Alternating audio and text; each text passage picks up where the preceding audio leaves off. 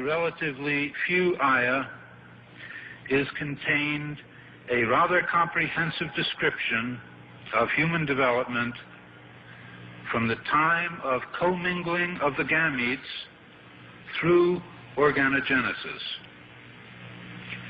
No such distinct and complete record of human development, such as classification, terminology, and description, existed previously.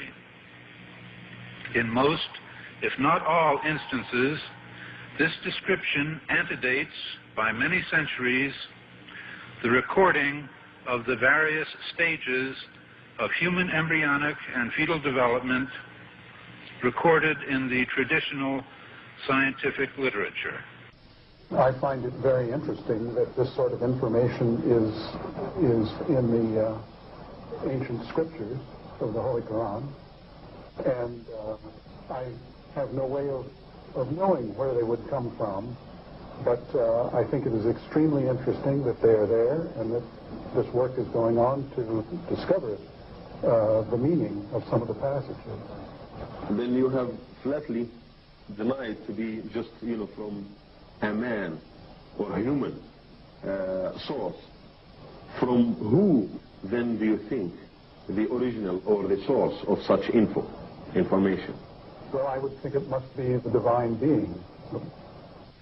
In substance, the Quran describes not only the development of external form, but emphasizes also the internal stages, the stages inside the embryo of its creation and development, emphasizing major events recognized by contemporary science. Thank you for your attention. As a scientist, I can only deal with things which I can specifically see.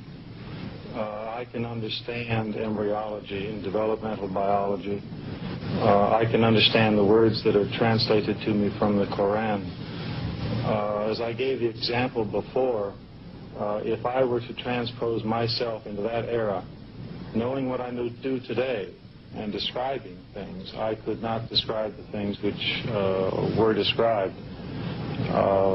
I see no reason, I see no evidence for the fact to refute the concept that this individual, Muhammad, had to be developing this information from someplace.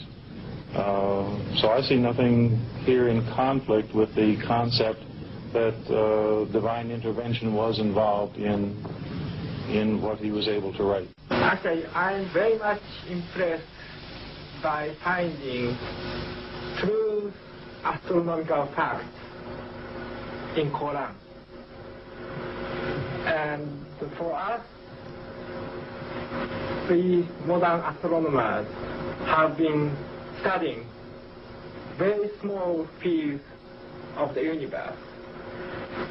We concentrated our efforts for understanding of very small parts, because by using telescope we can see only a very few parts of the sky without thinking whole the universe.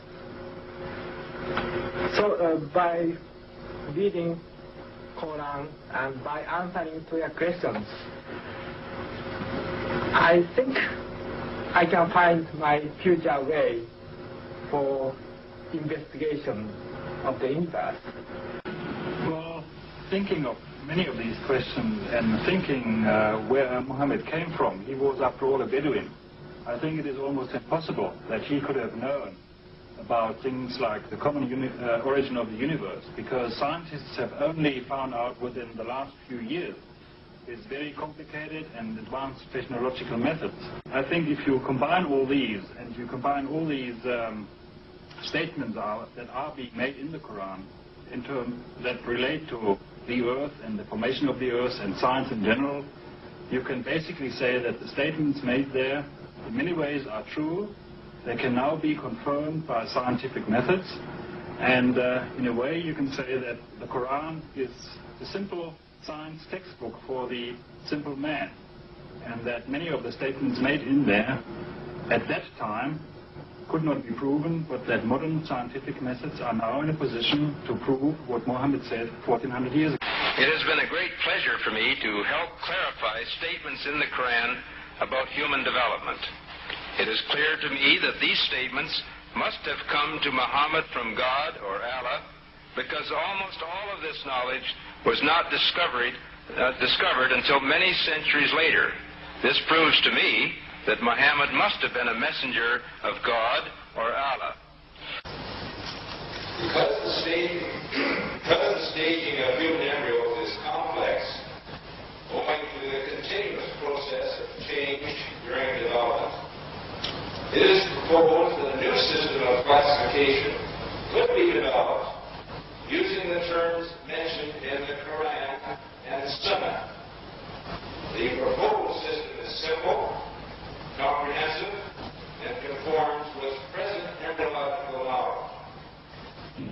Intensive studies of the Quran and Hadith in the last 4 years have revealed a system for classifying human embryos that is amazing since it was recorded in the 7th century A.D.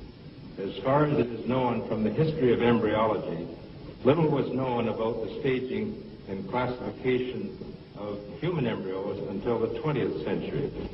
For this reason, the descriptions of the human embryo in the Quran cannot be based on scientific knowledge in the 7th century. The only reasonable conclusion is that these descriptions were revealed to Muhammad from God.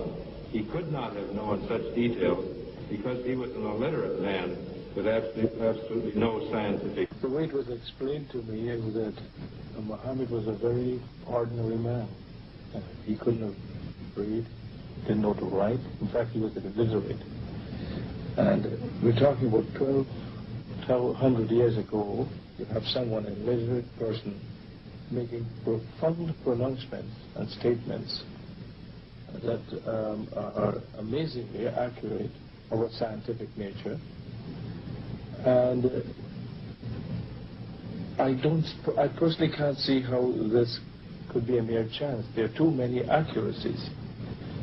And like Dr. Moore, I have no difficulty in my mind reconciling that this is a divine inspiration or revelation which led him to these statements. So that the two hadiths that have been noted furnish us with a specific timetable for the main embryological development before 40 days. Again, the point has been made, I think, repeatedly by the speakers this morning.